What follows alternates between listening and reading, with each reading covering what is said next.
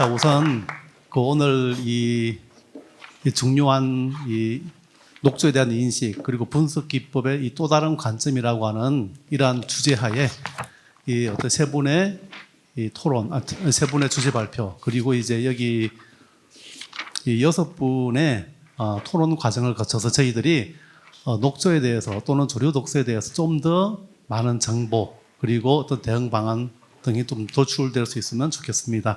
자, 우선 오늘 저희들 토론 시간이 4시 50분까지 충분하게 시간이 있습니다.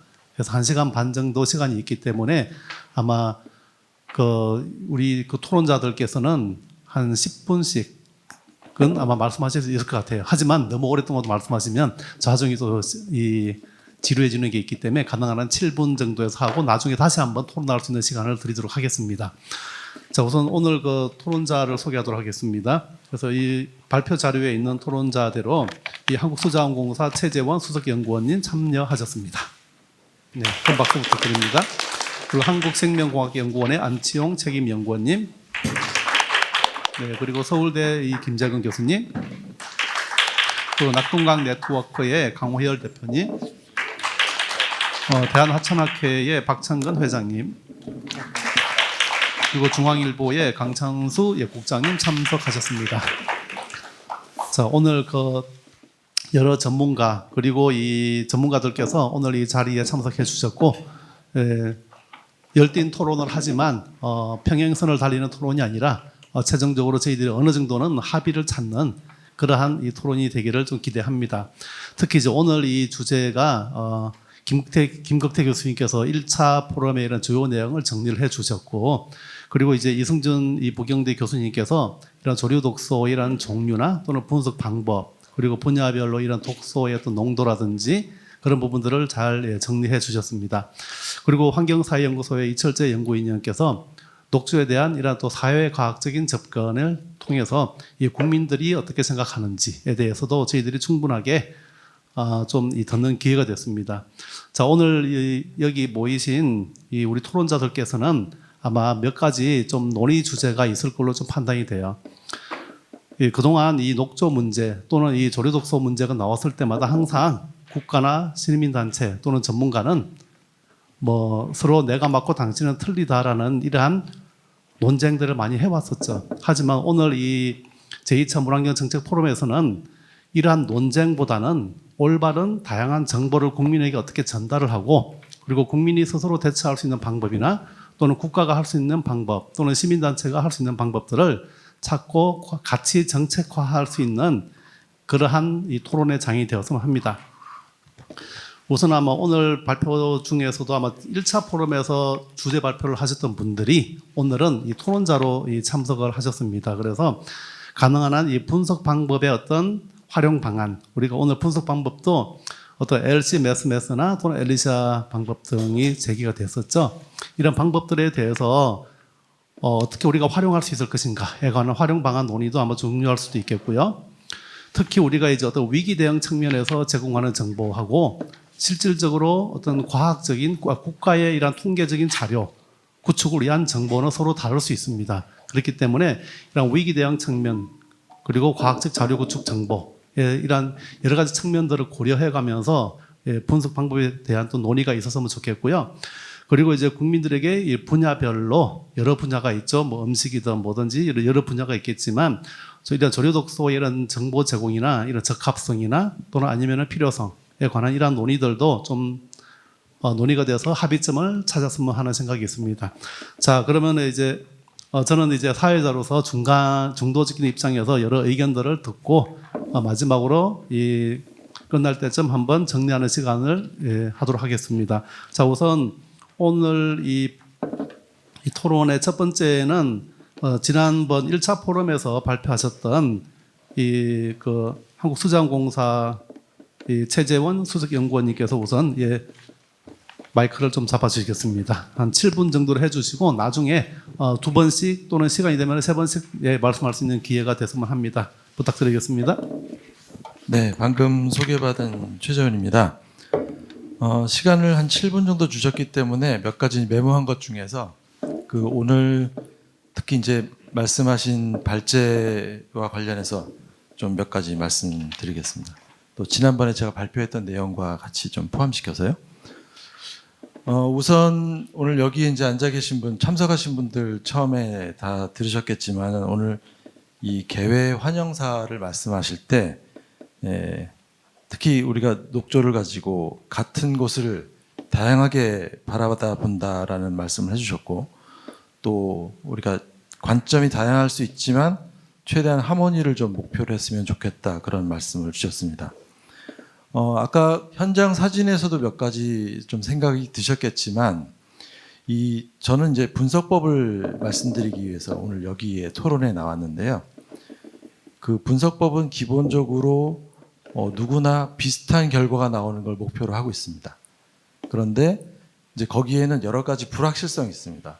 저희가 사용하는 표준 물질, 또 기기의 어떤 노후도나 정밀도, 또 저희 어떤 실험하는 환경, 뭐 여러 가지, 또 숙련자라든지 여러 가지 불확실성이 있지만 그럼에도 불구하고 서로가 비슷한 결과를 내려고 하는데요. 여기에 이제 한 가지 저희가 또 하나 생각하지 못한 부분, 아까 사진에서 보신 것처럼 여러 가지 불확실성의 인자가 다 합쳐지면 그걸 총괄하는 그런 불확실성은 점점 커지게 되는데, 그 현장에서 보시면 그 녹조가 현장에서 굉장히 그 불규칙하게 분포하고 있는 사진을 아까 보셨을 텐데요. 어떤 바라보는 관점에서 어떻게 시료를 채취하느냐에 따라서 특히 녹조 같은 경우에는 데이터가 실험실마다 그 굉장히 큰 차이를 가져올 수 있다고 생각이 되고, 오늘 첫 번째 발제에서 이승준 교수님이 보여주신 표, 이제 그런 데이터 같은 경우가 좀 그 녹조가 많이 밀집되어 있는 곳에 있는 시료일 그 객관성이 굉장히 높고, 또 통상적으로 공공 분야에서 그 샘플링하는 곳하고는 좀 차이를 나타낼 수 있습니다. 그렇기 때문에 보통 저희가 이제 그 정수 시설과 관련한 원수부터 정수까지 분석할 때 이제 원수나 보 이런 데서 보통 저희가 분석하는 수치와 매우 큰 차이가 있는 걸 알 수가 있습니다. 그래서 일단은 현장 상황이 그 분석에 대한 기본적인 그 프레임을 벗어나는 그런 불확실성이 큰 부분이 있을 수가 있고요.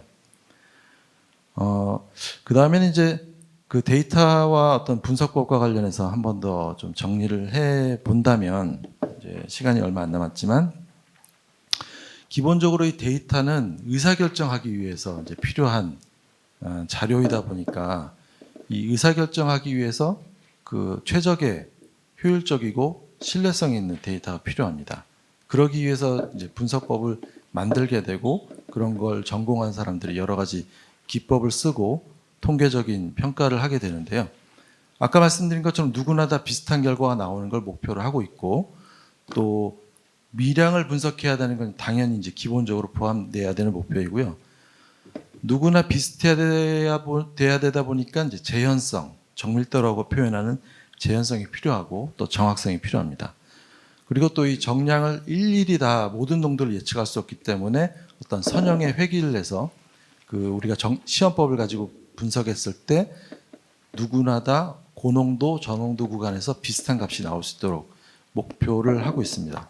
또한 이 최종적으로 시험 방법이 만들어지면 정량 한계라는 걸 가지고, 또 미국에서는 이 최소 보고 수준이라는 걸 가지고 얼마만큼 낮은 수준을 신뢰도 있게 보고하는지를 보게 되는데, 이것은 보통 이제 그 독소 같은 경우에도 건강 보호를 위해서 평가하는 어떤 그런 노출 빈도나 독성을 가지고 이 정량 한계가 그 시험 방법이 정말 그 쓸모 있는 저농도를 낼 수 있느냐를 이제 보게 되는데요. 이제 그런 관점에서 최종적으로 이러한 것들을 가지고 생산한 데이터가 의사결정을 할 수 있도록 하는 도구가 됩니다. 미국은 이제 그 제가 지난번에도 말씀드렸지만은 거의 유일하게 국가적으로는 일라이저를 그 마이크로 시스틴을 분석하는데 제도적으로 쓸 수 있도록 하고 있고, 또 LCMS를 대부분의 국가가 미국 포함해서 쓸 수 있도록 하고 있습니다. 다만 이제 그 다른 나라의 그 상황까지 포함해서 좀 말씀드리면, 일라이저는 아직까지 미국에서는 국가적으로 연방에서 쓸 수 있도록 해서 주에서 주로 사용하고 있고 오늘 이승준 교수님이 말씀하신 것처럼 그 대부분의 주에서는 우선 그 원수에서 상수원 쪽에서 스크린하기 위해서 이런 것들을 좀 많이 활용을 하고 있고 오하이오에서는 정수에도 엘라이저를 써서 의사결정하고 있고 캘리포니아 같은 경우에는 이제 LC 메스를 가지고 정수에서는 최종 그 확정을 하고 있습니다. 그래서 저도 지난번에 캘리포니아와 같은 로직이 우리나라 환경에서는 좀 더 적합할 것 같다는 말씀을 드렸고 오늘 이승준 교수님 말씀하셨지만은 엘라이저는 좀 더 그 신속하지만 범위를 파악하기 좋은 수단의 속성을 가지고 있습니다. 그래서 이제 조금만 더 말씀드리면 사실 같은 현장의 시료를 가지고 엘라이저하고 LC메스 또는 심지어는 LC메스끼리 비교를 하거나 같은 엘라이저를 가지고 현장 시료를 같이 다른 실험실이 그 분석하더라도 평균적으로 한 상대 차이의 어떤 퍼센테이지를 보면 30%만 차이가 나더라도 그건 굉장히 서로 잘 어느 정도 하고 있다라고 좀 볼 수 있는 수준이고요. 개별적인 데이터가 되면 차이는 훨씬 더 커질 수 있습니다. 이제 그거는 현장의 차이도 있고 분석 방법의 차이도 이제 있기 때문이고요. 다만 이제 수돗물이 되면은 좀 더 균일한 데이터가 나와야 되는 속성을 갖고 있기 때문에 그 부분은 좀 더 낮은 수준에서 비슷한 수치가 나와야 되는데 기본적으로 제가 이제 마무리 말씀드린다면은 이제 앞으로 좀 더 분석 수단들이 감도라든지 발전돼 가고 있기 때문에 유럽의 어떤 연구소는 이제 그 지역에서 그 나라에서 이걸 선포한 적이 있습니다. 이제 제로는 없다. 제로라는 수치는 없다. 다만 이걸 안전하게 관리하고 있는지를 봐야 되는 것이 좀 더 발전적인 방향이라고 그 선언한 적이 있는데요. 사실 분석 관점에서 보면 제로는 나오긴 어렵습니다. 그러나 이제 그렇다고 제로 이상의 수치는 그럼 다 유효한 것이냐? 또 그렇지는 않고요. 저농도를 가지고 판단할 때 어떤 예를 들어서 그동안 LCMS로 정수에서 나온 적이 없지만 일라이저 가지고 나왔을 때 이게 그동안 경험하지 않았던 부분을 어떻게 신뢰도를 주고 유효성을 주고 평가를 할 것인가 이런 부분에 대해서는 좀 더 전문적인 그리고 통계적인 판단이 좀 필요하다고 생각이 됩니다. 그래서 그렇기 때문에 이제 특히 EPA에서도 일라이저를 가지고 테스트할 때 제가 여기 토론집에도 썼고 지난번에 발표됐지만 상당히 그 까다로운 QA/QC를 적용하고 있고 그 MRL은 아까 이승준 교수님 말씀하신 것처럼 실은 실험실마다 조금씩 수준이 다를 수 있습니다. 종합적으로 나오는 수준이 다를 수 있는데 그걸 EPA는 지난 3년간 그 전국으로 그 엘라이저 데이터를 정세 적용했을 때 0.3 ppb 정도를 적용했던 것이고 개별 실험실은 조금씩 그 수준 차이가 좀 있을 수 있습니다. 있고 이제 최종적으로 그러나 35,000건의 데이터 분석을 했을 때 EPA는 그 잠정적으로 엘라이저에 대한 어떤 그 속성의 특성의 어떤 그 진단을 했고 현재 저도 그런 질문을 했습니다마는 그 헬스 어드바이저리 수준에서 마이크로시스틴을 관리하고 있고 또 LC메스와 엘라이저를 가지고 주별로 처한 상황에 따라서 시험법을 쓸 수 있도록 했을 때 현재 연방 EPA에서는 그 정수에서는 그 상수도 쪽에서는 마이크로시스틴이 현재 관리 제도와 분석법의 어떤 운용상 관리가 되고 있다라고 전국적인 그 자료를 가지고 평가를 하고 있습니다. 일단 어떤 결론이라기보다는 우선 현재 그 제가 알고 있는 팩트 수준에서 좀 말씀드렸습니다.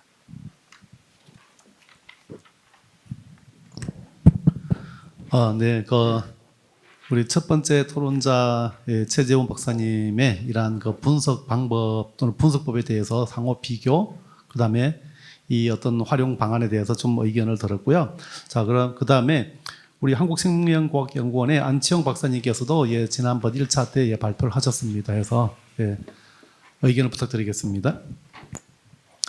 예, 안녕하세요.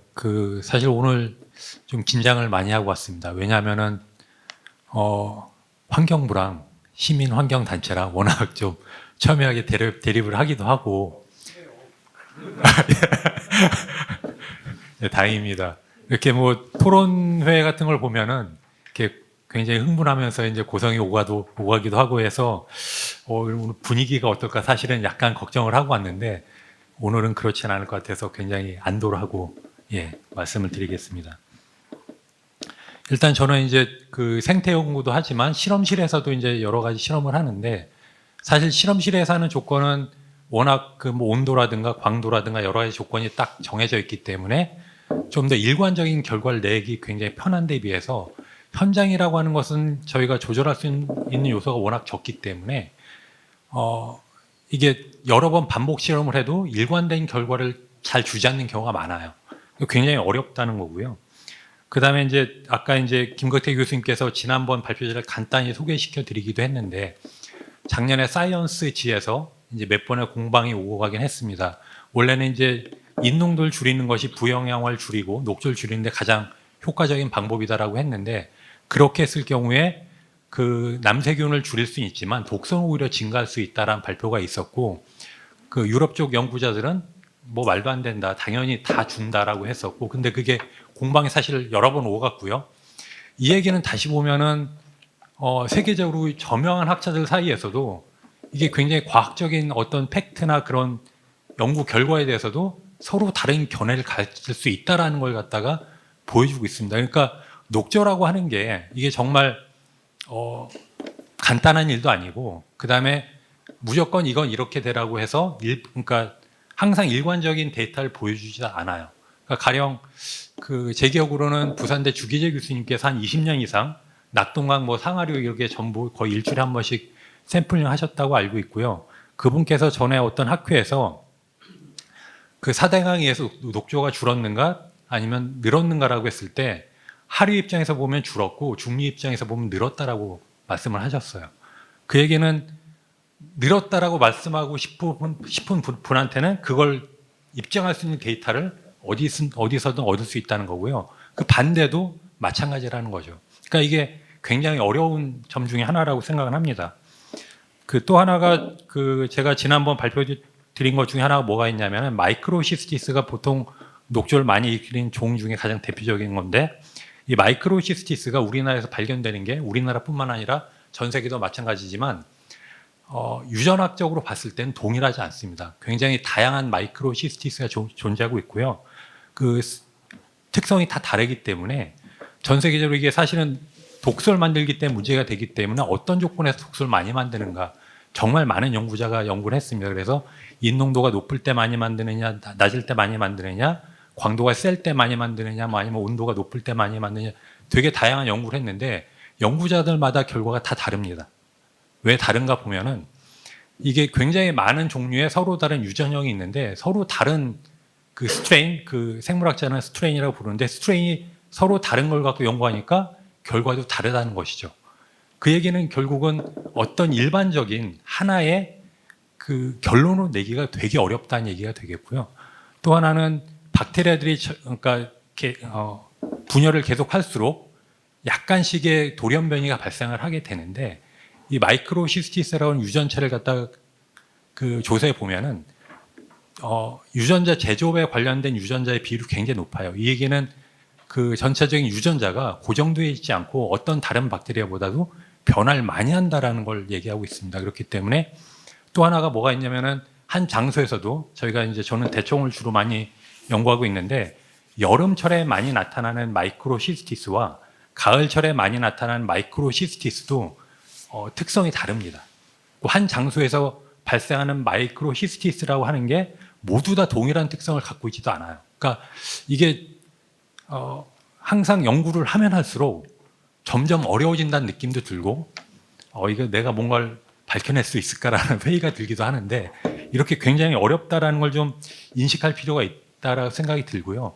그걸 또 다시 말하면은 이 분야에 있어서는 어떤 확신을 갖고 얘기하는 게 조금 위험할 수 있다라는 생각이 듭니다. 그렇기 때문에 사실은 모든 연구자도 그렇고요. 어떤 정책적인 거에서 하시는 분들도 그렇고 항상 내가 틀릴 수 있다라는 그런 걸 기본 전제를 갖고 이제 이 문제를 갖다 풀어 나가야 되지 않는가? 그 다음에 이거는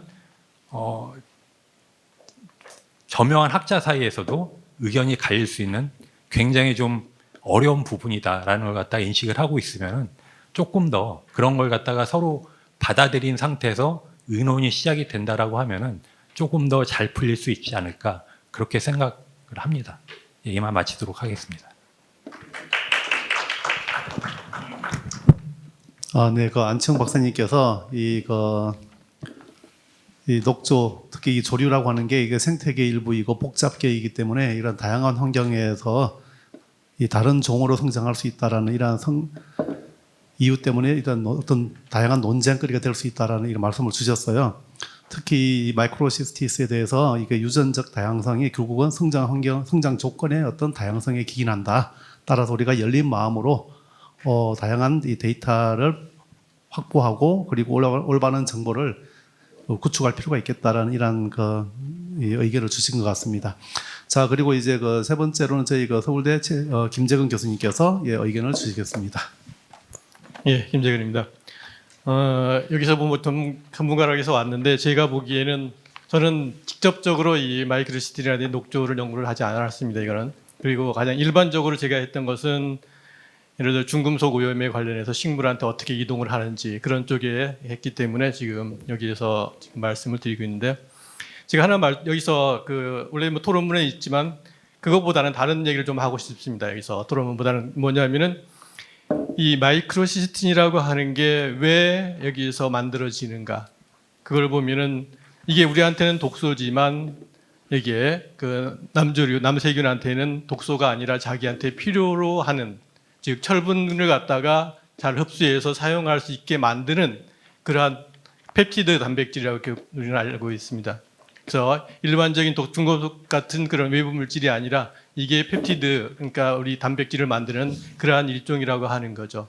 그래서 그러한 것을 일단 기본으로 두고 있어야 뭔가 풀릴 수 있다고 생각을 합니다. 그러면은 여기 있는 것이 이 마이크로시스틴이 어떻게 밖으로 나오는가? 그거는 일부러 거기 남세균이 분비를 하는 건 아닙니다. 죽어야 나오는 거죠. 이게 왜 자기한테 필요로 하는 거기 때문에 살아있을 때는 전부 다 세포 내에 가지고 있습니다. 그러다가 죽었을 때 밖으로 배출이 됩니다. 그 얘기는 뭐냐면은 이 녹조 현상이 나타날 때 무조건 여기에 마이크로시스틴 독소가 많이 있다 이렇게 얘기를 할 수 없습니다. 이게 녹조 현상이 나타나기 시작할 때는 별로 없다가 이게 완전히 죽어 나갈 때 너무나 많아져서 죽을 때에 그때에서 비로소 많이 밖으로 노출이 되는 거죠. 이런 걸 본다면은 여기서 분석을 할 때 우리가 그냥 일반적인 세포 모니터링이라고 하기보다는 계속 말씀하셨던 것처럼 이러한 독소를 직접적으로 분석하는 것이 제일 좋은 문제를 갖다가 인식하는 데 좋겠다 이렇게 생각을 하고 있습니다. 그 다음에 또 하나는 이게 밖으로 나왔으면은 그러면 어떻게 인체 내로 유입이 되는가 아니면 다른 데로 유입이 되는가 하는 거죠. 다른 예를 먼저 말씀드리겠습니다. 수은이라고 하는 것이 물에 녹아 나왔을 때 그게 물고기한테 들어올 때는 수은 무기수은 자체로는 절 들어오지 않습니다. 주로 되는 건 메틸 수은 형태로 해서 들어오게 됩니다. 그렇다면은 여기 있는 마이크로시스틴 그럼 어떻게 해서 물고기나 다른 것으로 들어올 수 있는가? 그거를 우리는 연구를 해도 그거는 저는 못 봤거든요. 어떤 형태로 해서 이게 어류라든지 다른 것에 들어와 갖고 되는가? 예를 들어서 그냥 상식적으로 얘기한다면 펩티드이기 때문에 우리 소화기관에도 들어가면 분해돼 갖고 사라져야 되는 게 정상입니다. 근데 이게 사라지지 않고 일부는 남아 있거든요. 그럼 과연 어떻게 들어가는가? 우리가 실험한 것들이 과연 포유동물 같은 형태로 해서 실험을 한 건가? 아니면은 그냥 조개같이 걸러먹는 것들을 통해서 실험을 한 건가? 어류와 같은 경우는 들어가는 게 대부분 아가미를 통해서 들어가게 됩니다. 그러니까 아가미는 직접적으로 혈액이 통과를 하기 때문에 그냥 얇은 세포막을 통해 갖고 직접 중금속이라든지 이러한 마이크로시스틴 같은 직접적으로 해서 통과할 수가 있습니다. 그러면 소화기관을 통해서 들어가는 것들은 과연 어떻게 되는가? 그걸 좀 더 저는 연구가 필요하다 이렇게 생각을 하고 있습니다. 또 하나 이건 동물은 그렇다면은 그럼 식물은 그럼 어떻게 들어가는가? 식물과 같은 경우는 자기한테 독성을 미친다고 한다는 것은 뿌리에서부터 거부를 하기 시작합니다. 세포 벽에 그런 독성 물질들을 거기서 일단 막고요. 거기서 안 돼서 들어오면은 뿌리라든지 아니면 줄기 이동을 하면서 액포에다가 다 집어넣습니다. 여기선 이동시키는 단백질들이 있어요. 그런 형태로 해서 위로 가면은 꽃을 핀다든지 아니면은 열매를 맺을 때 보면은 상당히 농도가 낮게 됩니다. 굉장히 낮은 경우가 있어요. 제가 제일 처음에 관심을 갖던 그 대학원 때 석사과정 때 관심이 있었던 게 은행에 관심이 있었습니다. 도로에 있는 오염 물질 때문에 은행에도 굉장히 많은 독성 물질이 있을 거다. 납이라든지 카드뮴 같은 게 있을 거다. 그래서 분석을 했었는데 은행에는 하나도 없었습니다. 그 얘기는 뭐냐면은 입 같은 데로 들어가긴 하지만 결국 은행까지는 이동을 하지 않았다는 거죠. 그래서 이거를 이 유입 경로가 과연 어떻게 되는지 그런 것을 좀 더 연구가 필요합니다. 실질적으로 지금 보면은 전부 다 어디에 얼마만큼 있다. 그 정도까지거든요. 그럼 과연 이게 얼마만큼 이동을 할 건지. 예를 들어서 별을 갖다가 했을 때 그 별 나다를 갖다가 했는데 거기에서 조금 검출이 됐습니다. 그러면 그게 뿌리에 있을 때 하고 그다음 줄기 잎에 있을 때 하고 그 농도 비율이 과연 어떻게 되는가 그런 걸 한번 비교를 해볼 수가 있습니다. 그래서 조금 검출이 됐다고 하면 뿌리 같은 경우는 굉장히 많이 있을 확률이 높거든요. 이런 것들. 그래서 이러한 것들이 과연 우리가 이게 실험을 통해 갖고 전부 다 해야 되겠죠. 그래서 제가 여기서 좀 제안을 하고 싶은 것은 그냥 무조건 농도가 많다 적다 이것뿐만 아니라 이 환경부 같은 데서는 좀 더 그 메커니즘이 어떻게 되는지 그러한 것을 좀 할 수 있게 뭔가 과학자들한테 기회를 줬으면 좋겠습니다. 그 다음에 또 하나는 그런 연구를 통해서 하는데 과학자들 사이에도 좀 그런 쪽 체계적으로 어떠한 연구가 필요하다는 게 제안을 해줘야 됩니다. 내가 하는 것만이 중요한 게 아니라 전체적으로 우리가 정책적으로 바라볼 때 필요로 한 연구들 어떤 것들이 있다 이런 것을 제안을 하고 그 다음에 이게 정책적으로 어떻게 활용이 될지를 제안을 해줄 때 여기서 뭐 환경부에서 한다든지 아니면 다른 연구기관을 통해서 할 수가 있다고 그렇게 생각을 합니다. 그래서 그렇게 해서 나오는 그런 결과들, 그 단기간에 결과 나올 수 있는 것도 있고 또는 장기간이 필요한 것도 있겠죠. 그래서 그러한 것들을 좀 더 두고 그 다음에 우리 시민단체라든지 모든 사람들, 시민들도 같이 좀 고민을 했으면 좋겠습니다. 당장 필요로 하는 것들은 이거고 그 데이터가 나왔을 때 그걸 해석을 할 때 어떻게 해서 같이 나갈 수 있는가.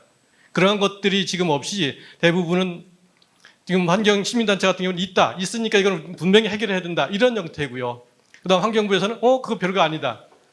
아까 우리 안치홍 박사님 말씀하셨죠. 연구의 결과, 분석 기관에 따라서 또는 연구 기관에 따라 다른 결과가 충분히 나올 수 있습니다. 그거는 근데 그런 걸 인정하지 않고 서로 그냥 주장만 하는 그러한 형태가 됩니다. 그래서 그거보다는 좀 더 과학적인 결과를 바탕으로 해서 할 수 있어야 되고요. 또 다른 하나는 있다고만 하는 문제가 아니라 그러면 이게 근본적으로 어떻게 해결할 수 있는가 줄일 수 있는 방법이 더 저는 먼저가 돼야 된다고 봅니다.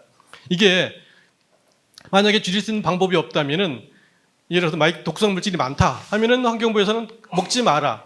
아니면 가서 놀지 마라. 이런 제한밖에 할 수가 없는 거죠. 예. 그래서 근본적인 원인이라고 보면은 제가 보기에는 크게 우리가 지금 하는 게 두 가지라고 보고 있습니다. 하나는 집수지역에서 들어오는 양분.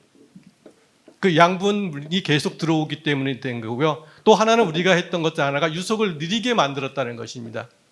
그래서 그 외부에서 들어오는 양분 같은 경우는 대부분 점오염 같은 경우는 해결이 되는데 비점오염은 지금 해결이 안 되고 있습니다. 특히 농사를 지을 때 사용하는 비료에서 나오는 거, 질소 비료하고 인 비료가 굉장히 많이 들어오는데요. 이것들이 그냥 농사를 짓다가 물을 떠내려오게 되면 그냥 강으로 하천으로 그냥 들어가게 됩니다. 그래서 그 농어촌 연구소 같은 데서 지금도 얘기하는 것은 뭐냐면 그 강 주변에서 농사 짓던 물이 직접 강으로 들어가지 않고 습지 같은 걸 만들어서 거기서 일부 처리를 하고 들어갈 수 있게 그렇게 해서 이 하천으로 들어가는 양분을 줄이는 방법을 지금도 계속 제안하고 또 고민하고 있는 거고요. 그 다음에 또 하나가 이제 유속 문제입니다. 원래 유속이 빠르다가 줄어들게 되면은 바닥에 가라앉는 것들이 굉장히 많습니다. 특히 인과 같은 경우에는 그 겨울이 되면은 바닥에 가라앉아 가지고 위로 부유가 하는 것이 없습니다. 그러다가 수온이 증가하면 온도가 높아지게 되면은 이게 다른 물질과 결합되어 있던 인이 다 분해가 되어 갖고 위로 떠오릅니다. 그래서 외부에서 유입이 안 되더라도 이게 유속이 낮을 때는 밑에 가라앉아 있던 것들이 여름이 되면 다시 떠올라 갖고 여기에 있는 부유성 생물들이 이용할 수 있는 형태로 됩니다. 이거는 이미 미국에서 클리어 레이크에서도 밝혀진 그러한 것입니다. 그래서 외부에서 들어오지 못하겠는데도 계속 여름만 되면 계속해서 이런 그 녹조 현상이 나타나고 문제가 있어서 보니까 바로 그 인이라고 하는 것들이 겨울에는 가라앉았다가 여름에는 수온이 높아지면 다시 떠올라 갖고 이용할 수 있는 형태로 되는 그러한 형태죠. 그럼 이것을 갖고 그냥 놔두면 되느냐?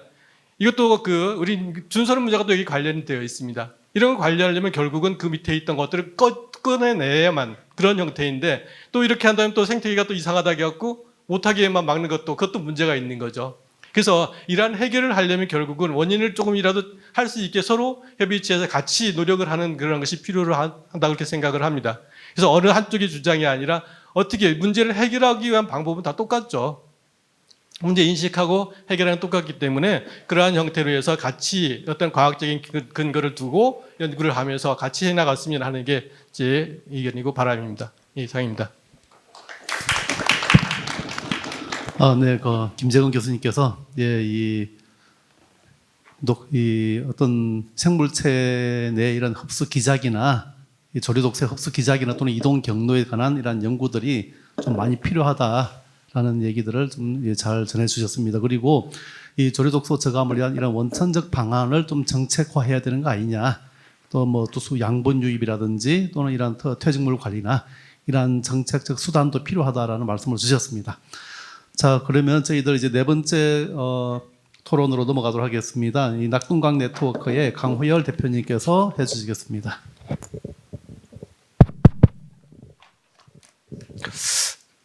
시민사회 고함 지르고 뭐 이렇게 해야 되는 것 같은데 오늘 너무 조용한 것 같은 느낌이 예, 네. 우리나라에 이제 수많은 강과 호수들이 있는데 뭐 4대강을 포함해서 여러 현상들이 일어나고 있는데 이제 그 중에서 낙동강에 좀 집중해서 문제를 이제 이야기해 보면은 낙동강 유역에는 이제 제가 요 공동 대표로 있는 낙동강 네트워크라는 네트워크 조직 연대 단체 조직이 있습니다. 여기는 경북 봉화 영풍 석포제련소부터 시작해서 낙동강 하구뚝 개방까지 낙동강이 수많은 문제를 안고 있고 그 유역에 있는 낙동강을 살리고자 하는 단체들이 40여 개가 활동하고 있는 그런 단체입니다.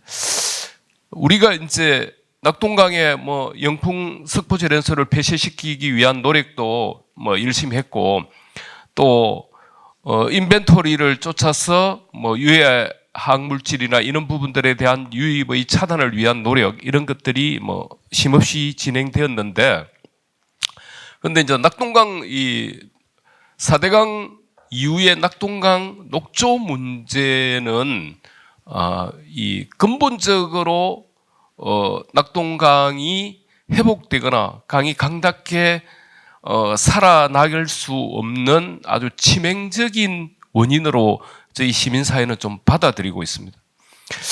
근데 이제 오늘도 앞에 토론하신 분께서도 이렇게 이제 함께 뜻을 맞추어서 좋은 방안을 찾아보자 이제 이런 의견들을 주시는데 이러한 논의가 진행되고 있는 이 순간에도 낙동강 녹조로 인한 국민의 많은 삶 속에 스며들면서 치명적인 영향을 받고 있습니다. 이것은 다른 말로 생각하면 저는 가습기 사태의 수백 배에 달하는 일들이 전국 곳곳에서 일어나고 있다. 그런데 이제 이런 것들에 대한 국가적 제어나 국가적 방향이 작동되지 않고 있는 것이 자꾸의 현실이라는 생각이 들고요.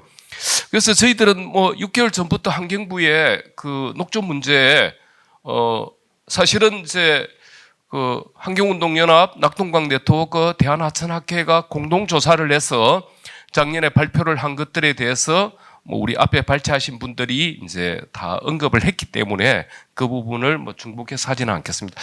근데 이제 이런 것들이 실질적으로 민간 진영의 발표에 조사에 의해서 이런 상황이 나타났다는 것들을 인식해서 이것을 이제 그 위험을 사회화 시키면서 국민에게 알려야 될 그리고 국민에게 제대로 된 대응에 대해서 정보를 제공하는 측면에서 시민사회 역할을 저희들은 열심히 했죠. 그런데 이제 환경부는 이제 요게 사회화되고 정치화나 쟁점화되니까 이제 검증을 해보자. 네가 맞는지 내가 맞는지 한번 검증해보자는 방식으로 검증 제안이 들어왔습니다. 사실은. 근데 이제 우리가 사회적인 어떤 위험 인자나 문제가 생기면은 우리는 이것에 대한 객관적이고 타당한 현실적인 조사가 필요하다고 보거든요. 이 해난이 진짜 어떤 해난에 놓여 있는지에 대한 시민사회 국민적 합의에 의한 어떤 그런 공개적 실태 조사 이런 것들을 저희 시민사회는 끊임없이 주장해 왔습니다. 그런데 이제 제가 실무 회의회에 참여를 계속 했었는데 환경부에서는 일단 수돗물하고 어쨌든 이것이 맞는지 안 맞는지에 대한 검증 방식으로만 가자고 이야기를 계속 해왔고요. 아까 우리 이성준 교수님이 발제한 내용에도 보면은 미국에는 원수에 이게 독성이 있는가 없는가, 마이크로시스틴이 있는가 없는가로부터 출발하는 프로세스를 말씀해 주셨습니다, 사실은. 그러면은 원수가 있는 거는 인정은 해요. 그러니까 원수로부터 정수된 수돗물, 그 다음에 시민사회가 제기했던 농산물, 그 다음에 에어졸 문제, 여러 가지의 문제를 제기했는데, 이런 부분들에 대해서 흔쾌히 같이 공동조사하고 실태조사를 하자. 그럼 조사 결과에 대해서는 진짜 각각의 추천된 전문가에서 이 방향을 찾아보자. 이런 논의가 됐는데, 결국은 그런 진정한 실태조사로 접근하지 못하고 이게 지금 현재 상당히 왜곡된 행태로 좀 흘러가고 있는 지점이 좀 안타깝게 일단 생각을 합니다. 저는 낙동강 전체 유역 중에서 부산에서 주로 저는 이제 강 살리기 운동을 20년 넘게 했는데요. 부산에 350만 시민이 가장 불안해하는 것은 먹는 물입니다. 낙동강을 원수로 두고 있고 댐물을 먹지를 않습니다. 이게 맞니 안 맞니 하는 동안에 부산에 350만 원 이 물을 계속 먹고 있습니다. 그리고 이 물은 상업용으로 급식으로 여러 측면에서 사용되고 있습니다. 그런데 이 식수의 문제가 우리나라는 이제 근거할 만한 실태에 대한 원인 분석이나 결과를 자료로 확인하기가 쉽지는 않는데 부산 시민의 평균 수명이 3년이 짧다고 하거든요. 전체적으로 광역시도의 수면을 비교해 봤을 때 그러면 부산 시민이 왜 3년의 수명이 짧은가라는 통계학적인 이야기에서 어떤 분들은 성질이 급해서 술을 많이 먹어서 목숨이 짧다 이런 이야기도 하더라고요. 그런데 실질적으로 우리의 생명의 원천인 물이 가장 원인에 있다고 저희 부산 시민들은 그렇게 생각합니다. 그러면은 우리가 이 낙동강 원수에 의존해서 먹는 물을 했을 때 여기에 청산가리 200배나 되는 독소가 있는 물질이 이 물 속에 있다고 하는데 과연 그러면 이 먹는 물에 대해서 믿으라 하고 안전하라 하는데 과연 우리가 믿음이 가느냐? 최근 올해 6월에 마이크로시스틴 독소 중에서 지오스민이라는 물질이 발견이 됐습니다. 오실리트리아, 저는 전공자가 아닌데 발음하기도 어렵습니다. 이런 독소들이 어쨌든 정수된 물에서도 나타나서 이 문제가 200건이 넘은 민원이 발생했습니다. 그러면은 현재 우리의 마이크로시스틴을 정화시켜서 국민에게 정수된 물을 보급하는 과정에는 허점이 있다는 거죠. 뚫려 있다는 거죠. 언제든지 그 위험에 노출된 상황들이 발생하고 있다는 것입니다. 이런 측면에서 봤을 때 원수의 근본적 독소 문제를 해결하지 않고는 국민적 건강을 담보할 수 없다는 것이 현실이에요. 그럼 낙동강에 있는 원수를 부산만 먹느냐? 동부 경남에 있는 곳은 다 먹습니다. 양산, 김해, 창원, 남지 다 먹거든요. 그럼 이러한 위험들을 언제까지 방관할 것인가 하는 문제를 우리는 생각해야 됩니다. 이거는 정말 국민적 위험이 지속화되고 있고 이게 원인이 해결될 가능성이 없다는 측면이 가장 좀 큰 문제로 대두되고 있고요. 한 가지만 좀 예를 들겠습니다. 지금 제가 최근에 이제 낙동강을 보존하기 위해서 또 가장 많이 낙동강 유역 환경청에 문제 제기를 하는 게 파크 골프장입니다. 낙동강 친수 공간, 부산에는 400만 평에 5개 둔치가 있습니다.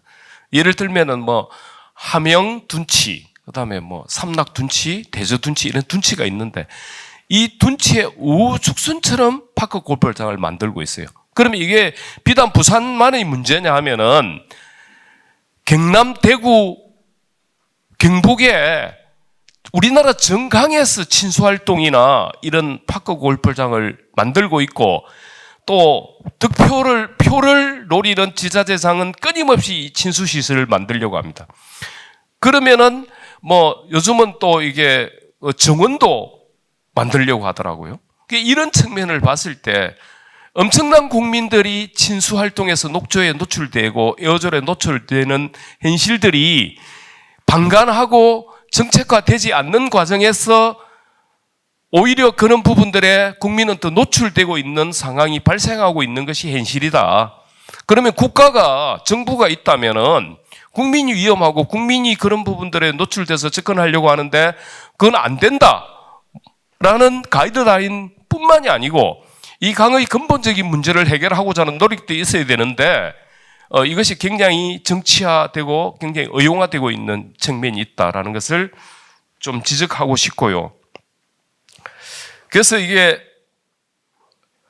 이러한 현상이나 이런 강의 녹조의 문제를 이게 사회적 재난, 더 이상 우리가 지속하지 못하는 삶으로 간다는 것에 우리가 인식을 전환해야 된다. 정책도 이걸 심각하게 받아들이고 과학자들도 이게 네가 옳니 내가 옳니 아니면 내 방식이 옳니 네 방식이 두 개 다 해보면 될 거 아닙니까? 그 다음에 물이 정체되면은 물을 흘려보면 될 거 아닙니까? 8개 볼을 다 열어서 녹조가 가장 많이 생기는 8월에 한 달 동안 열어보는 거죠. 그러면 녹조가 어떤 변화를 가져오는지 그건 할 수 있지 않습니까? 그거 안 하면서 이론적으로만 계속 이야기를 합니다. 그러면서 비오드 기준으로는 아주 수질이 개선됐다고 이야기하고도 물 흐름을 회복시키면은 과연 녹조가 어떤 변화를 가져오는지 알 수도 있고 그러면 비점이나 부영향화를 아직까지는 잡을 수 없다면은 해볼 수 있는 가능한 것들을 실행해 보는 것이죠. 저는 이런 것들이 중요하다 생각하고요. 식약처에서 농산물 분석도 다른 마트, 다른 지역에 있는 것 같다가 하더라고요. 이런 걸 국민이 믿겠습니까? 그래서 강의 생태계, 국민의 안정 이런 부분들을 사회적 인식으로 전환하면서 우리는 좀 더 심각하게 접근하고 이 문제를 해결하기 위해서 노력해야 된다. 저는 이 문제를 제대로 해결하지 않는 사람은 국민의 편이 아니라 생각합니다, 저는. 그래서 이걸 좀 사회적 재난의 인식으로 전환할 필요가 있다는 것을 말씀드리고 싶습니다.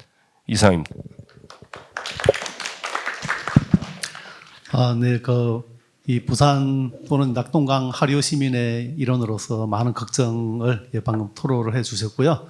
어쨌든 정수된 물에서 조류 독소가 발견된다고 하니 뭔가 좀 시스템적 관리가 중요한 거 아니냐. 그리고 이러한 어떤 파크 골프장이나 이런 친수시설에 이용하는 주민들도 영향을 받을 수 있으니 어떤 이 올바른 정보 제공 또는 이 국가가 할 수 있는 일들을 해야 된다라는 말씀을 주셨습니다. 자, 그리고 이제 저희 두 분 남았습니다. 저희 하천학회의 박창근 회장님께서 의견을 주시겠습니다. 네, 안녕하십니까. 박창근입니다.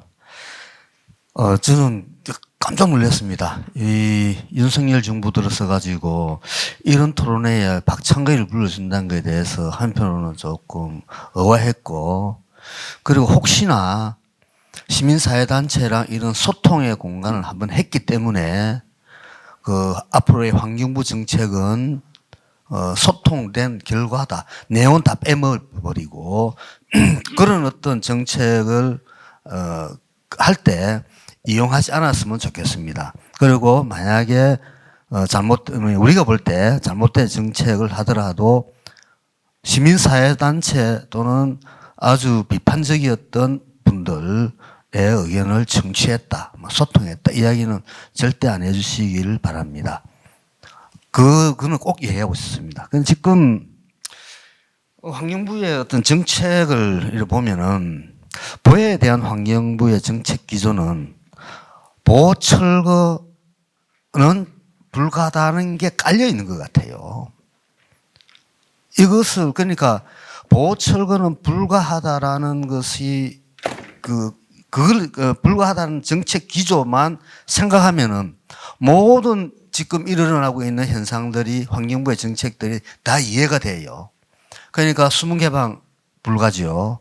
당연히 수문 개방은 재작년에 금강 영산강에서 수문 개방을 해보니까 녹조의 95%, 97%가 사라졌다는 게 환경부의 관측치입니다.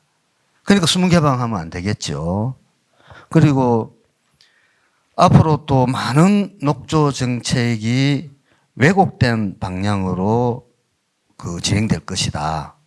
그리고 국민 불신으로 이어질 것이다. 라는 것을 모두의 말씀을 제가 좀 드리고, 예를 아까 영풍 얘기를 했는데, 저도 시민사회단체를 해서 들어갔는데, 그때 연구자가,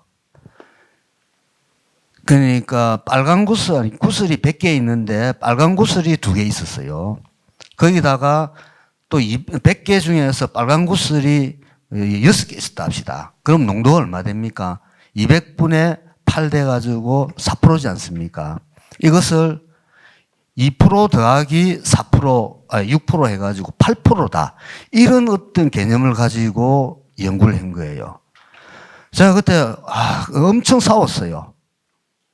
그래 결국은 환경부가 그 연구 결과를 받아들이더라고요.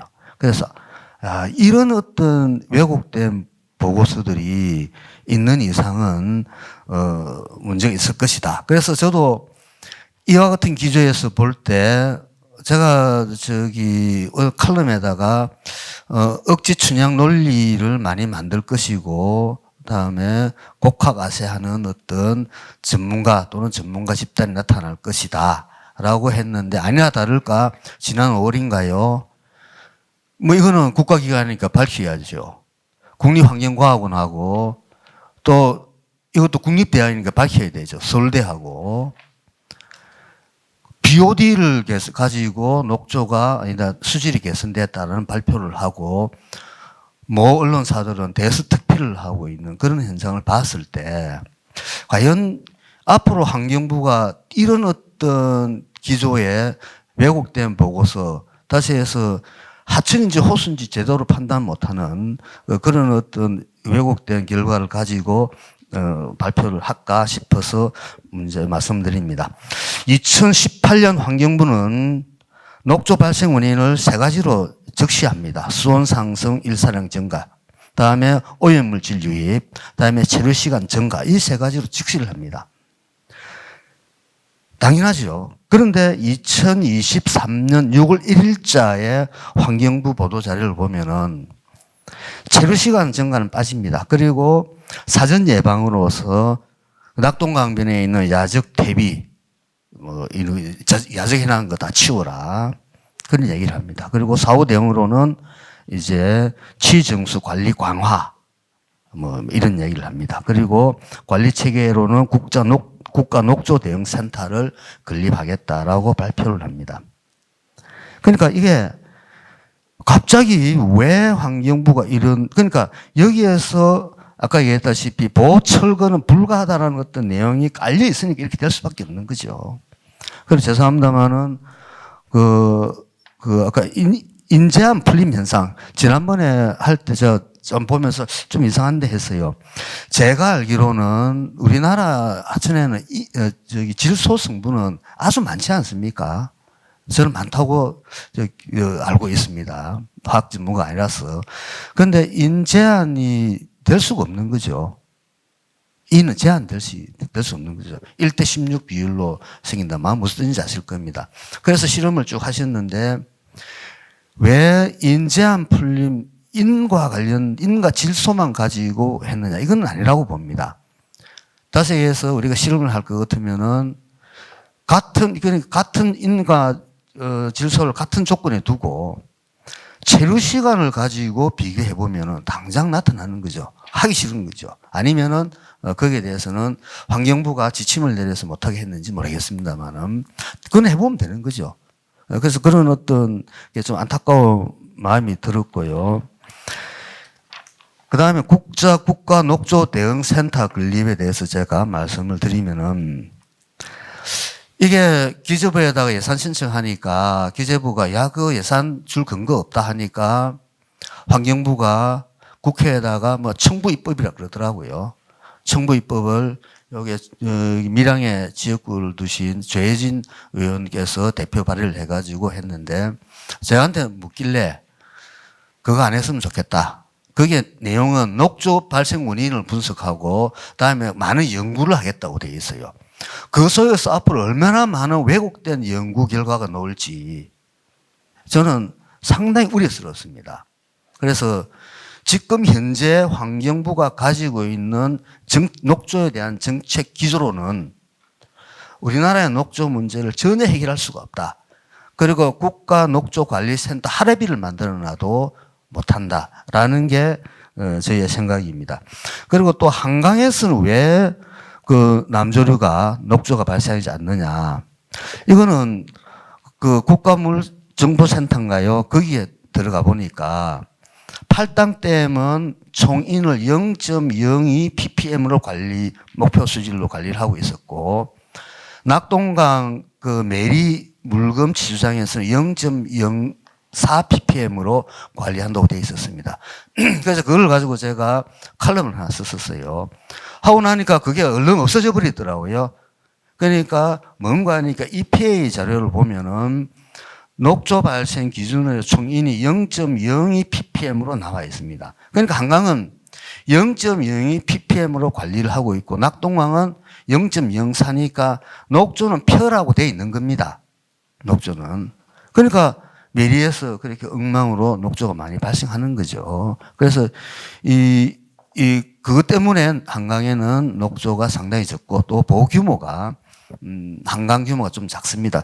그런 점을 제가 말씀드리고, 그래서 한강 팔당댐을 먹는 수도권 사람만 사람이냐, 녹조 핏물을 고도정수 처리해가지고 먹는 주민들은 사람이 아니냐. 물론 고도정수 처리는 저는 아주 시니컬하게 다른 말로 하고 싶습니다. 낙동강 원수가 더럽기 때문에, 더 더러워지기 때문에 더 고도 정수 처리를 한다. 이게 맞는 말 아닙니까? 낙동강 물이 안 더러운 것 같으면은 제주 같은 경우에는 그냥 그냥 먹습니다. 한 90몇 %가.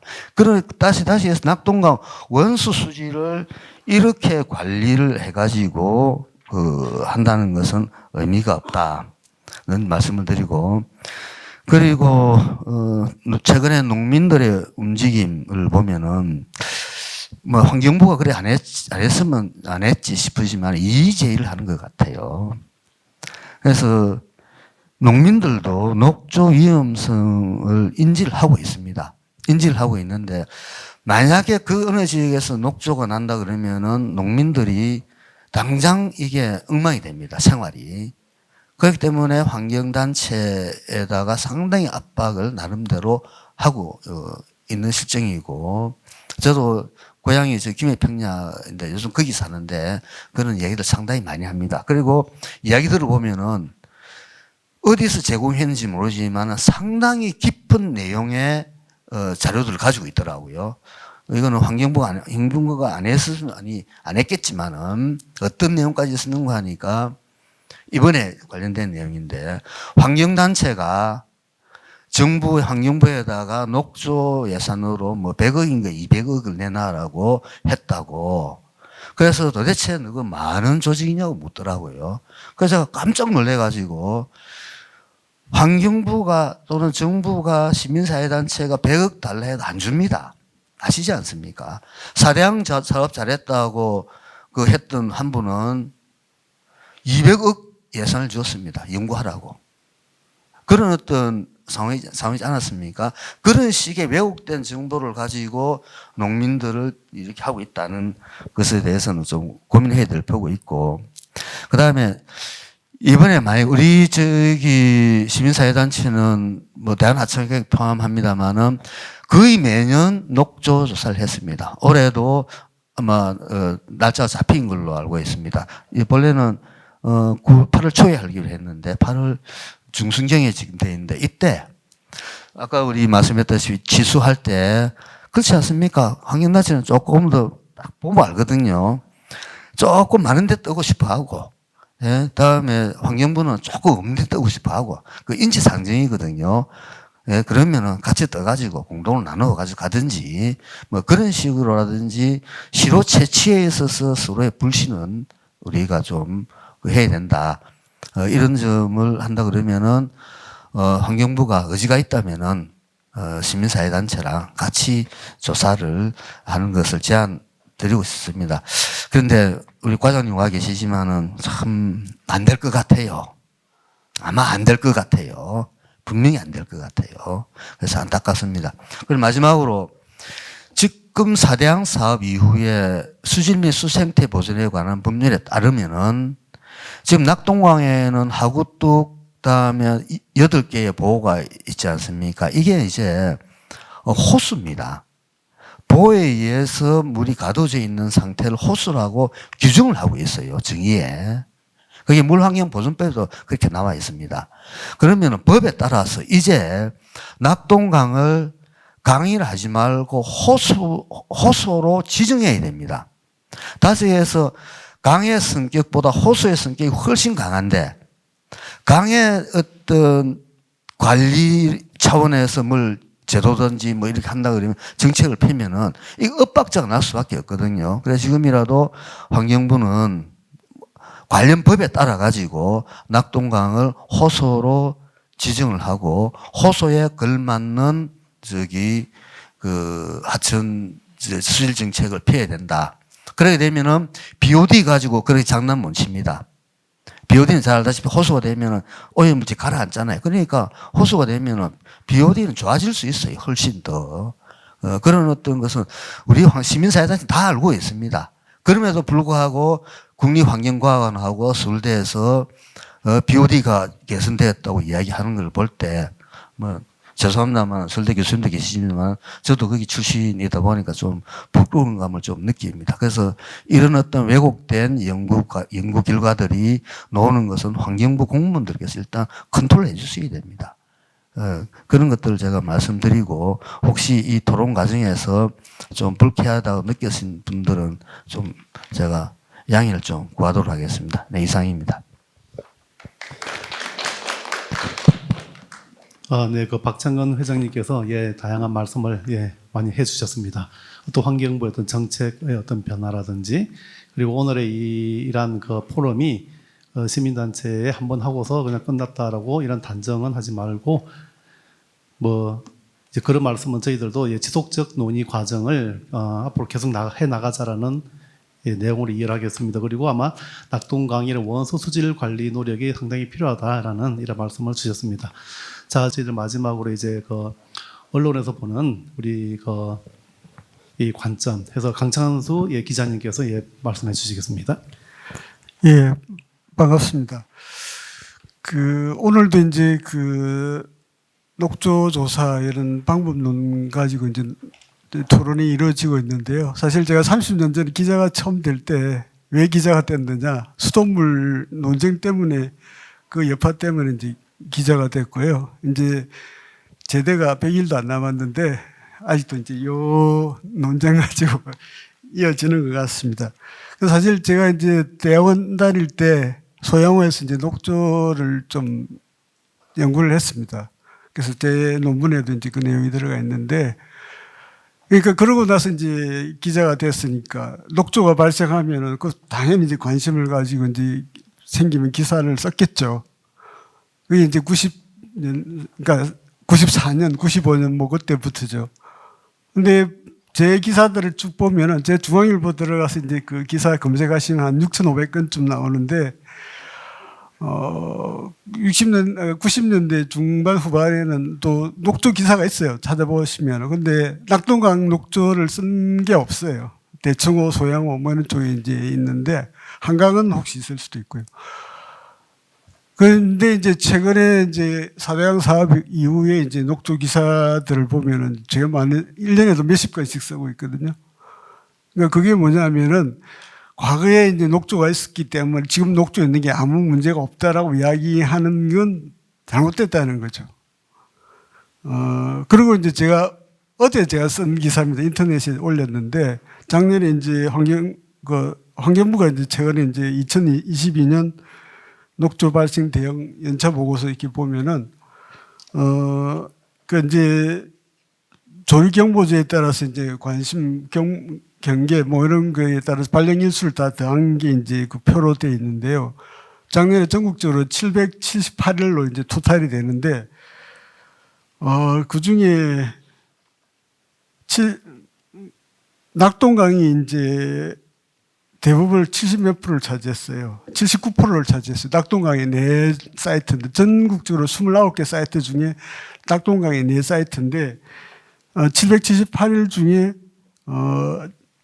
79%가 낙동강 4개 사이트라는 거죠. 그래서 평균적으로 한 154일 정도 이제 녹조가 생긴 거고, 그 2013년도하고 비교해 보면 얼마나 늘었느냐? 2.5배가 된 거죠. 그러니까 그동안에 쭉쭉쭉 늘어서 지금 이제 10년 사이에 2.5배로 늘어났다는 거죠. 이런 수치 자체가 환경부에서 나온 데이터예요. 그러니까 녹조가 옛날보다 안심하다, 이건 이제 말이 안 되는 것 같습니다.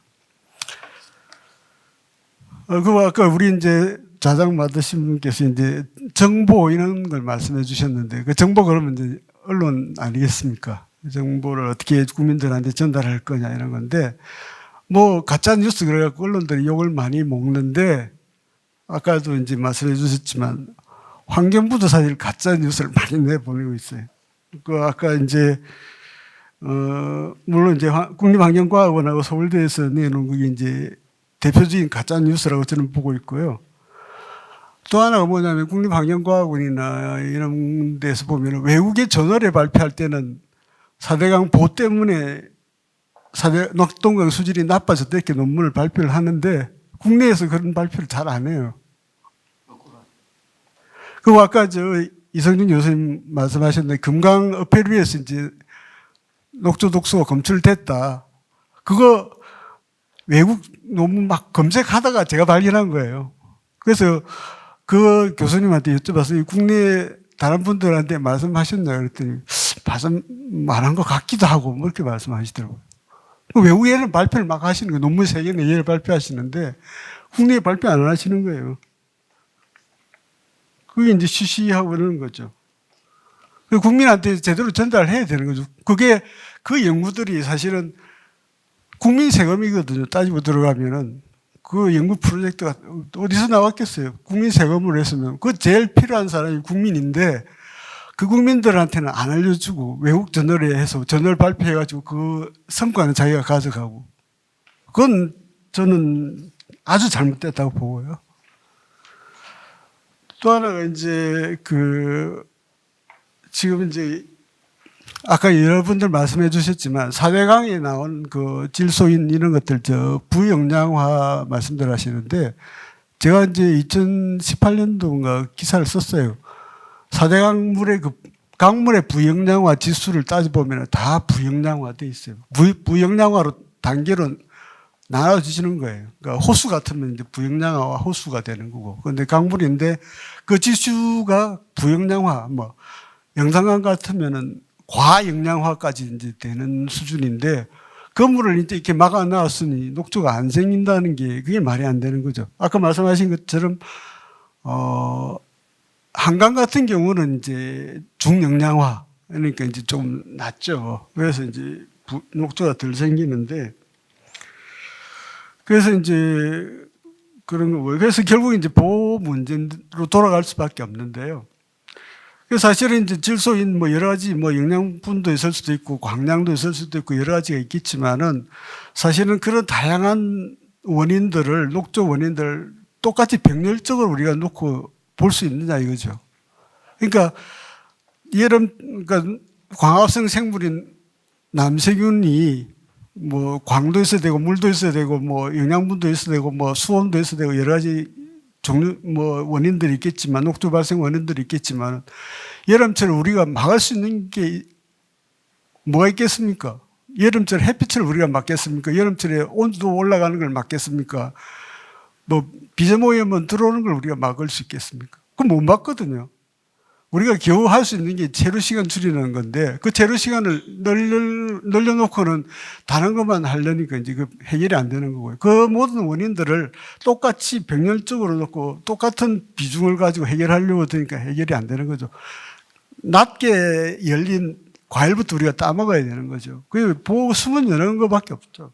그걸 안 하고서 이제 해결하겠다. 그건 이제 말도 안 되는 거고요.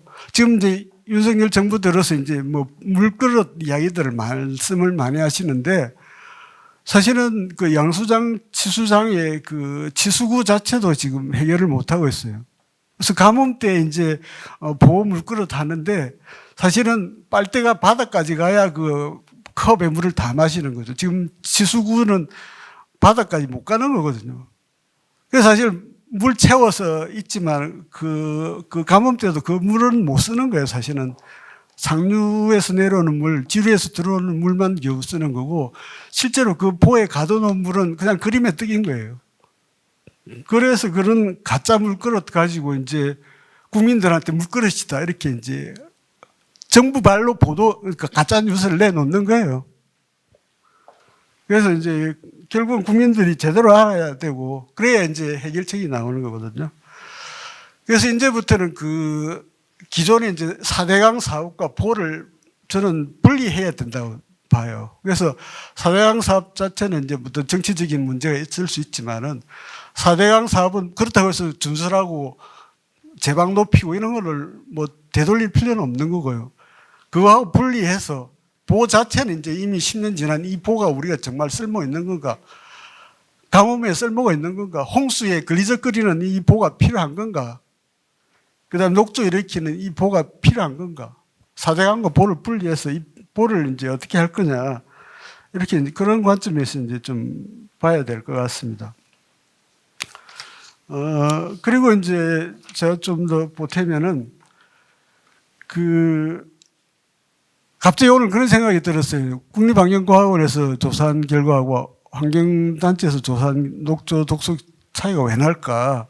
물론 뭐 샘플링 할 때 이제 여러 가지 이제 남세균 분포에서도 차이가 있을 수 있지만은 혹시 실험실 내에서 이제 그걸 다룰 때 샘플을 처리할 때 어디 한 군데에서는 이제 그 남세균 세포 자체를 터뜨려서 그냥 다 독소를 재는 거고 어디 한 군데에서는 이제 필터를 걸러내고 그 물만 가지고 잰 게 아닌가. 그 방법이 완전 다른 그런 게 아닌가. 혹시 이제 그런 생각이 들었어요. 확인을 해봐야 되겠지만. 그리고 또 하나는 이제 또 하나 말씀드리면 이제 남세균이 왜 독소를 만드냐. 그건 아주 최근에 제가 읽은 논문을 보면 아직 원인을 왜 만드는지는 모른다. 이렇게 돼 있고요.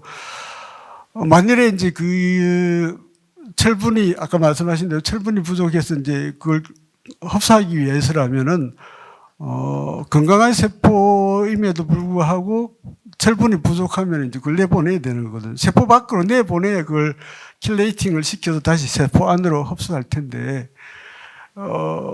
그런 것들이 실험실에서 금방 확인할 수 있는 부분이거든요. 배치 컬처를 하면서 뭐 어떻게 하든지 해서 금방 확인될 수 있는 부분인데 그런 건 제가 올 가서 또 한번 찾아보겠습니다. 그래서 저도 아직 뭐 제가 아는 건 아니니까요. 그래서 아무튼 그 시민들한테 제대로 된 정보를 알려줘야 이 문제가 이제 해결되지 않을까 이렇게 생각합니다. 이상입니다. 네, 그 강찬수 국장님께서 또 여러 이 정보의 어떤 중요성, 어떤 정확성에 대해서 좀 많은 말씀을 해주셨고요. 네, 언론에서 보는 그러한 또 이 그 녹조 또는 조류 독소에 관한 이러한 의견이었습니다. 자, 그럼 이제 저희들이 시간이 한 15분 정도 남았는데요. 우선 여기 그 좌중 그 우리 플로우에서도 아마 뭐 의견이 있을 걸로 판단이 됩니다. 그래서 오늘 논의되고 있는 이러한 이 조리독소의 이러한 분석 방법이라든지 아니면 어떤 정보의 이러한 이 시민들에게 또는 국민들에게 어떤 제공 또는 환경부의 이러한 환경부가 정보에 대한 이러한 대응 또는 접근 방식 이런 거에 대해서 한번 이 플로어에서 의견이 있으시면 소속과 이름을 밝히시고 부탁드리겠습니다. 예, 수원대 김극태입니다. 너무 주제가 지금 매크로하고 또 마이크로하고 지금 그래가지고 어디서 어떤 논점으로 이야기를 드릴까 다양하게 지금 많은 생각들이 있고 메모는 많이 해놨는데 간단하게 접근을 해보겠습니다.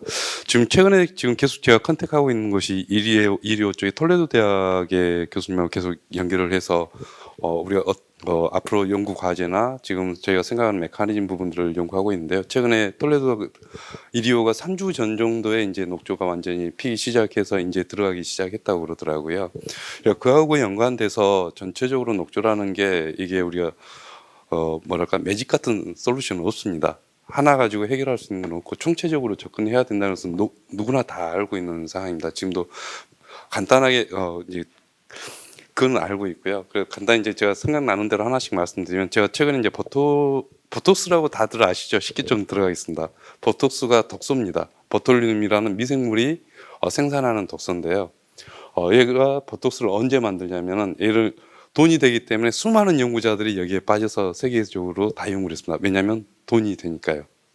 그래서 결론은 어떻게 저기선 정리가 되냐면은 보톨륨균이라는 애를 배양하기 위해서 하는 배양 조건하고 독을 만들기 위한 배양 조건이 다릅니다. 일단 키워서 스트레스를 엄청나게 주면 그때 독소가 생깁니다. 이게 이제 제가 마이크로시스템 여러 진화사를 실은 꽤 오랫동안 연구를 했습니다. 엔지니어 관점에서 그리고 두 번째는 사이언티스트 관점에서요. 엔지니어 관점에서는 실제적으로 그 식기세척기 할 때 우리가 소독제를 씁니다. 그때 케이시안 계열 쪽을 쓰게 되면은 이게 대부분 자연 환경적으로 매우 안전하다고 그러는 거거든요. 그래서 그런 스타일에서 제가 하는 연구를 좀 했었었고요.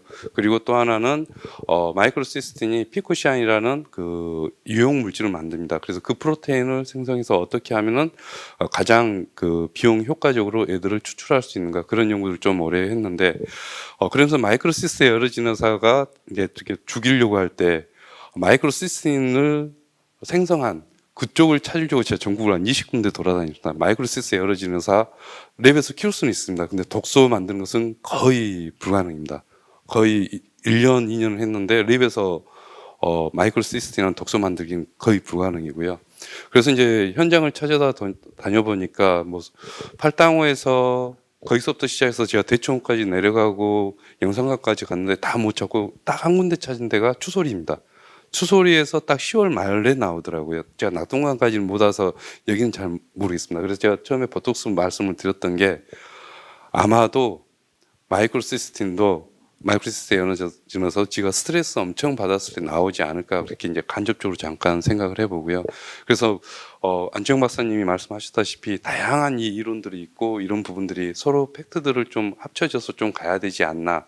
그런 부분들이 좀 필요한 것 같고요. 그리고 리에비그의 취소율 법칙의 16대 1이라는 것은 그거는 그 과학입니다. 그냥 박테리아나 미세조류가 구성되기 위해서는 CHONS 우리 사람들이 구성되기 위해도 거기서부터 시작된 거라서 일단 거기에 대한 그 과학자들이 만들어놓은 100년간의 역사니까 그 정도는 좀 이해를 해주시면 좋겠다라고 잠깐 부탁 좀 드리겠습니다. 그리고 마지막으로 미국에서 지금 계속 발생원 쪽으로 가고 있는데요. 이게 결국은 두 가지입니다. 발생원에서 어떻게 접근하느냐 아니면은 마지막에 처리를 어떻게 하느냐. 그래서 이제 발생원 쪽에서 접근하는 방법도 너무 지금 그 한쪽으로만 쏠리고 있는 것 같은데 제가 이제 비점호흡을 꽤 오래 했습니다. 그러다 보니까 보이지 않는 그런 것들이 많습니다. 환경부에서는 아마 다 알 겁니다.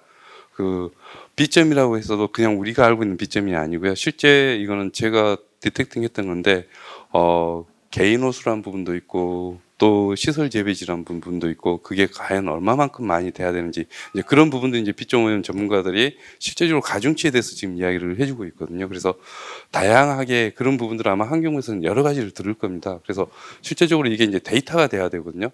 정량화돼서 이게 가중치가 이 정도 된다 그런 것이 됐을 때 과학적으로 접근하는 그런 게 필요하지 않을까. 그리고 처리에 대한 부분도 오히려 그 제가 피코시안이 말씀드렸지 않습니까? 이거를 좀 더 쉽게 추출할 수 있는 방법만 된다면 오히려 마이크로 시스템 걷어가지고 돈으로 만들 수 있는 이 연구가 지금 일본 쪽에서 한두 군데 대학에서 지금 엄청 진행 중이거든요. 그래서 좀 다양한 접근 방법으로 하나가 답이 아니라 좀 그렇게 가야 되지 않냐 싶습니다.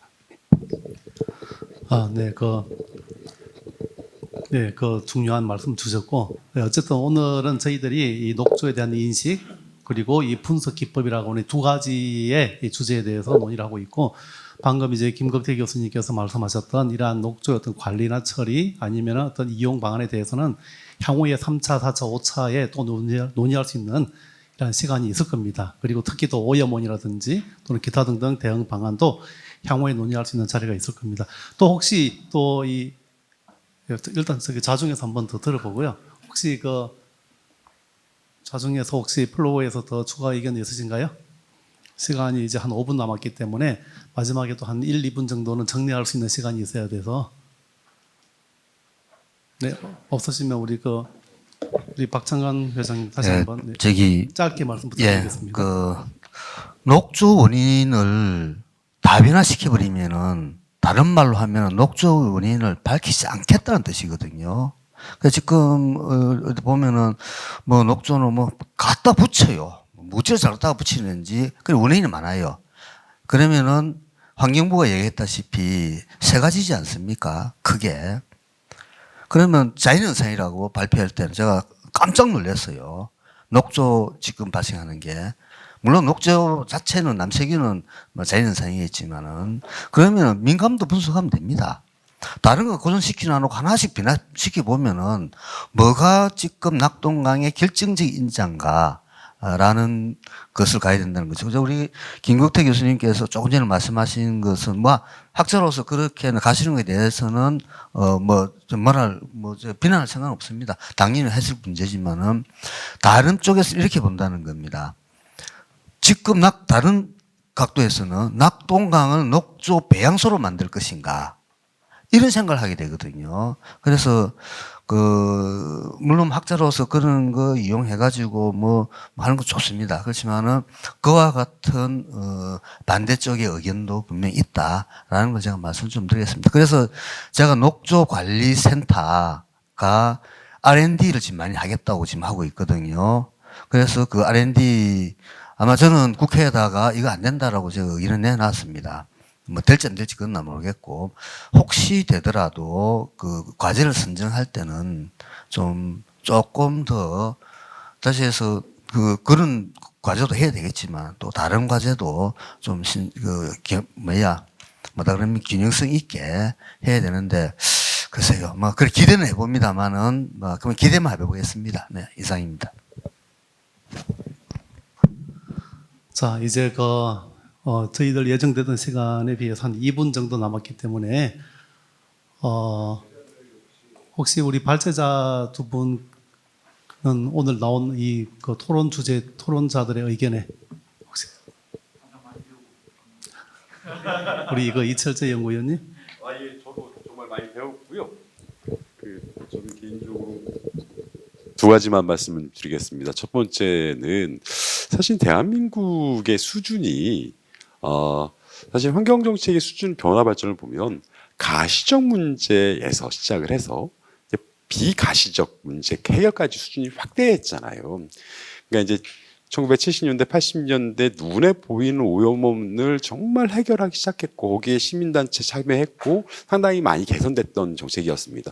근데 이제 어떻게 보니까 녹조는 국민들 볼 때 굉장한 가시적 위협으로 느껴지는 거거든요. 근데 이게 아직도 해결되지 않았다라는 건 사실 한편에서 보면 제가 이제 뭐 다른 나라 좀 갔을 때 봤을 수 있었던 모습에서 좀 충격적이었다라는 부분이고 그게 사실 시민들이 느끼는 공통적인 충격이 아닐까라는 생각이고요.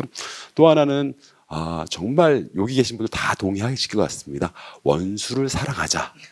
네. 종교적 의미뿐만 아니라 원수를 사랑했으면 좋겠습니다. 예.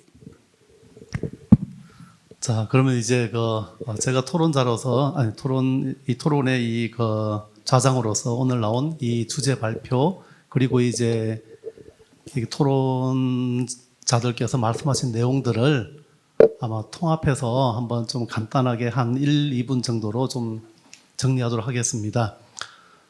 자, 오늘 이 두 가지 주제, 녹조에 대한 인식, 분석, 기법. 예, 어쨌든 결론은 nothing은 없다. 제로라는 건 없다라는 것이고, 우리가 재현성이 있고 받아들일 수 있는 분석 기법, 그리고 이러한 정보 제공이 필요하다라고 제가 보기에는 결론을 좀 내릴 수 있겠고요. 그리고 우선 어쨌든 우리가 시아노박테리아, 이 독소 물질을 완전히 우리가 없애기는 불가능하다. 그리고 그러한 인식은 환경부나 또는 국민들에게 함께 할 필요가 있다. 그리고 하지만 우리가 조류 독소에 의해서 어떤 음용수나 또는 동물이나 레저 활동, 음식 이런 여러 곳에 영향을 줄 수도 있다라는 불확실성은 또 있죠. 불확실성은 있지만 어떤 영향도 있을 수 있다라는 자료들이 있으니 국민이 대응할 수 있는 분야별 어떤 대응 수준을 환경부가 좀 정립할 필요는 있지 않겠는가. 다시 말해서 우리가 LC-MS나 또는 엘라이즈 방식 어느 게 맞다 틀리다라고 바로 말하기보다는 우리가 어떤 친수 활동, 국민들에게 즉각적으로 이 피해가 갈 수 있는 재난 수준의 상황 또는 그러한 구간, 그러한 이 시기에 대해서는 우리가 즉각적으로 데이터를 제공할 수 있는, 물론 정확한지 부정확한지 그거는 향후에 과학자들이 좀 더 밝힐 일이겠지만 일라이즈 방식도 적용할 필요가 있겠고, 하지만 국가적인 데이터의 어떤 확보 그리고 통계적인 이러한 그 자료 제공, 정보 제공을 위해서는 LC-MS가 오히려 필요할 수도 있다. 따라서 이러한 그 의견들로 좀 될 것 같아요. 그래서 이러한 녹조, 조류 독소에 관한 이러한 그 두 가지 접근, 다시 말해서 장기간 후에 영향이 나타날 수 있는 분야에 대해서는 정확한 데이터 제공이 필요하기 때문에 LC-MS로 가고, 그 다음에 국가가 전 국민을 모두, 그 다음에 단기간 또는 즉각적인 조류 독소에 의해 가지고 영향을 줄 수 있는 구간에서는 또는 시기에는 즉각적인 데이터도 필요할 수도 있다. 그런 곳에서는 우리가 일라이즈 방식도 생각해 볼 수 있는 거 아닌가. 그런 의견도 나올 수 있는 것 같고요. 그리고 이제 그 마지막으로는 어쨌든 국가가 전 국민을 모두 안전하게 보호할 수는 없습니다. 하지만 국민에게 최대한 이러한 정보가 제대로 좀 제공이 되고 스스로 국민들이 대응할 수 있는 능력도 중요하죠.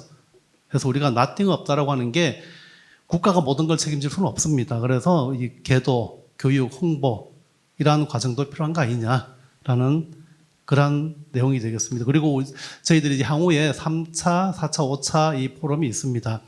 올해 환경부가 이제 지원하에 저희 그 물환경 정책 포럼이 녹조 또는 조류에 이 치중을 하는 거는 어떻게 보면은 그동안 해오지 않았던 새로운 접근입니다. 그동안은 녹조가 여름철 또는 가을철에 문제가 됐을 때 한 번 정도 반짝하고 논의되고 또 사라지는 주제였지만, 올해는 저희들이 그 봄부터 겨울까지 이 모든 이 5차 포럼을 모두 이 녹조에 또는 조류독소에 관련해서 정말 이 전문가 그리고 이 시민단체 또는 국민들까지 참여시켜서 같이 고민하고 노력해서 한번 이 인식의 어떤 전환도 필요할 수도 있겠고, 우리가 잘못 알고 있는 게 있다면, 그리고 어떤 분석 방법의 어떤 정립, 그리고 이 환경부가 하고 있는 이러한 녹조 관리 정책이 바람직한가라는 논의, 또는 향후에 필요한 이 정책적인 수단이 무엇이 있는지에 관한 그런 결론 도출도 저희들이 올해 한번 좀 치중을 하고자 합니다. 그래서 아마 오늘 아까 박창근 교수님께서 오늘 이 한번 시민단체랑 이 전문가들이 모여서 나와서 논의했던 이 결과 하나만으로 합의점이 나왔다라고 말해달라고 당부하셨던 말씀이, 저희들이 어쨌든 이게 올해 3차, 4차, 5차도 지속적으로 같이 머리를 맞대고 논의해가면서 제대로 좀 녹조 또는 조류독소에 관한 이 관계를 정립을 하는 시간이 되었으면 합니다. 자, 오늘 아마 주제가 상당히 좀 어려운 주제, 인식과 이 분석 기법에 관한 이러한 주제였지만, 한편으로는 서로 다투지 않고 얌전하게 이렇게 끝낼 수 있다는 것에 대해서 저는 안도감을 좀 느끼기도 하고요. 그리고 한편으로는 양쪽에서 서로 억셉트할 수 있는 이 결론이 어느 정도까지는 좀 나와 줄 수 있다고 봅니다. 혹시 오늘 여기 환경부에서 오신 분들께서도 의견이 있으시면 마지막으로 주셔도 되고요. 제가 마지막 내린 결론에 대해서 혹시 하신 말씀이 있으시면 혹시 우리 아니 저도 오늘 공부 많이 하고 좋은 말씀 많이 들었고요. 저희가 뭐 정책에 반영할 수 있는 거 또 어떤 식으로 반영할지 고민하겠습니다. 다만 이제 이 녹조만의 문제가 아니고 이제 물 관리 전체 차원에서 저희는 뭐 홍수, 가뭄, 녹조, 수질오염 이런 큰 틀 안에서 전체를 보고 녹조를 그 안에서 볼 수뿐이 없다라는 말씀 드리고, 지역적으로 보면 지난 몇 년 동안 저희가 사실은 이 녹조에 보해 문제도 있었지만 조금 더 오염물질의 관리 그 비점에 대해서 조금 더 줄일 수 있는 노력 이런 것들은 좀 상대적으로 너무 이쪽 보만 얘기하다 보니까 그런 쪽에서 좀 더 적극적인 좀 줄이는 대책이 필요하지 않았나 하는 좀 반성도 사실 하게 됩니다. 네, 오늘 좋은 말씀 감사합니다. 네, 그리고 마지막으로 저희들이 그 환경부 이상진 과장님께서 어떤 그 의견을 좀 주셨고요. 자, 이제 저희들 이제 56분 벌써 예상보다 넘었습니다. 자, 오늘 저희 이제 제2차 물환경 정책 포럼 녹조에 대한 인식과 분석 기법의 또 다른 관점에 대해서 요것으로 마치도록 하겠습니다. 큰 박수로 끝내도록 하겠습니다. 수고하셨습니다.